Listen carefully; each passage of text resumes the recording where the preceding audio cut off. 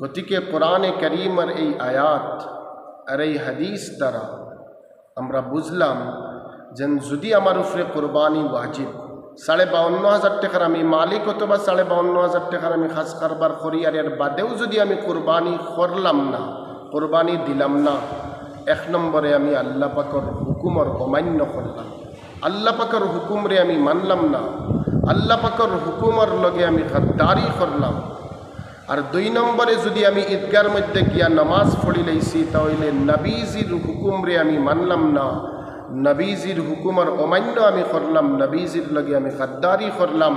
কারণ নবীজিয়ে ফরমাইছেন যদি আমার কাছে 52,500 টাকা থাকে অথবা 52,500 টাকার যদি আমি খাস কারবার করি এরপরেও যদি আমি কোরবানি করলাম না, আমি বখালতি করলাম, তাহলে ফালা ইয়াকরাবান্না মুসাল্লানা, এই মানুষটা আমার ঈদগার খান্দা খাসাবায়ু যাক না, নামাজ পড়া তো দূরের কথা,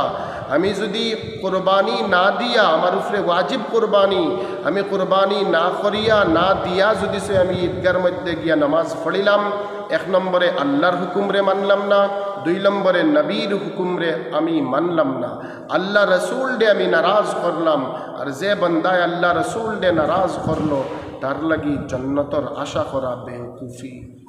গতিকে আমি যদি 52,500 টাকার মালিক অথবা 52,500 টাকার কোনো খাস কারবার যদি আমি করি তাহলে আমার উপরে কোরবানি ওয়াজিব। আমি আল্লাহ রসুলের হুকুমরে মানিয়া কোনো বড় জানোয়ার যদি আমি দিতাম পারি না তাহলে বড় এক জানোয়ারের মধ্যে কমাসম 1 হিস্সার মধ্যে শরিক হইয়া আল্লাহ রসুলের এই হুকুমরে আমি মানতাম, আমরা অমান্য করতাম না।